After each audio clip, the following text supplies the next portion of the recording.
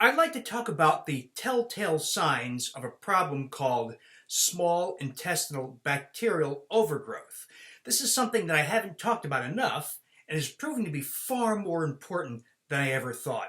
I explore these kinds of ideas further in my Undoctored book, Undoctored: Why Healthcare Has Failed You and How You Can Become Smarter Than Your Doctor, as well as the membership website, Undoctored Inner Circle, where there's several more videos about this issue, including a lengthy discussion on how to identify and then correct this problem, which can be kind of tricky, a little more complicated than most strategies in the undoctored lifestyle. So these are the telltale signs that you look for in your health, in your experience, that suggest that you should explore this. Now, I'm going to assume you've taken all the basic steps in the undoctored program, such as eliminating wheat and grains and curtailing sugar intake and restoring vitamin D and taking iodine and correcting your thyroid status, and especially trying to cultivate bowel flora.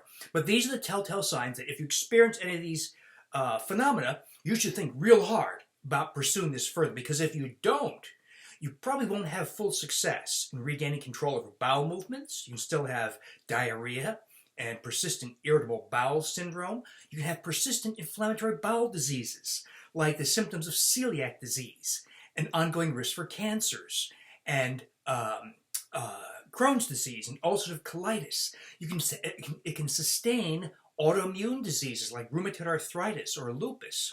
It can allow fibromyalgia, muscle and joint pains, to persist. So correcting small intestinal bacterial overgrowth is crucial for your full recovery, regaining full health. So the first telltale sign is malabsorption of fat. And you'll know that you have this if you see fat droplets or a film of fat in the toilet after a bowel movement, or a film around the edge of the toilet that suggests oil is being passed and is undigested. Or if your bowel movements repeatedly float, because, of course, fats are lighter than water, and they float.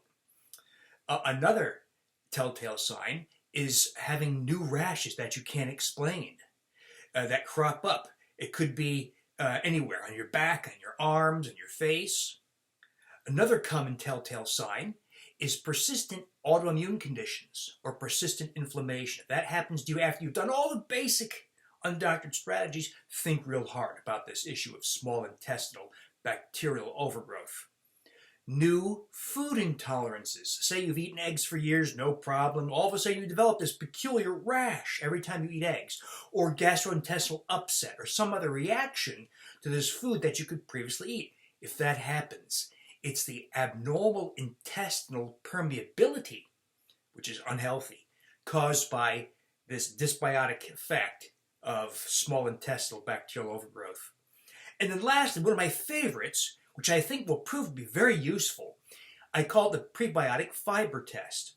If you incorporate prebiotic fibers to nourish bowel flora, as we do in the Undoctored Wild Naked Unwashed program, and you experience gas, that is lower gas, not belching, gastrointestinal discomfort, or bloating, or diarrhea, within the first 30 minutes or so of starting your prebiotic fibers, that's a pretty good sign that you have small intestinal bacterial overgrowth. Because think of it, if I eat a fiber, prebiotic fiber, that are meant to nourish the microorganisms in my colon 24 feet away, it doesn't get there in 15, 20, 30 minutes. It takes hours, 8, 10, 12, or more hours to get there.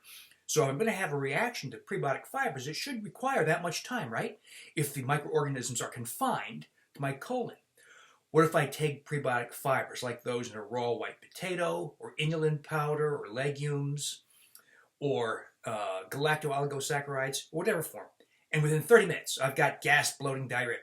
Well, it suggests that those unhealthy microorganisms are way up high in your stomach, duodenum, or upper small intestine. So that's a really good sign that you probably have small intestinal bacterial overgrowth. What we don't know, what about intermediate response, like 3 or 4 hours or 5 hours? Does that still tell us you have small intestinal bacterial overgrowth? This has not been explored and charted sufficiently for us to know those answers to those questions, but stay tuned. I think that'll clarify over time.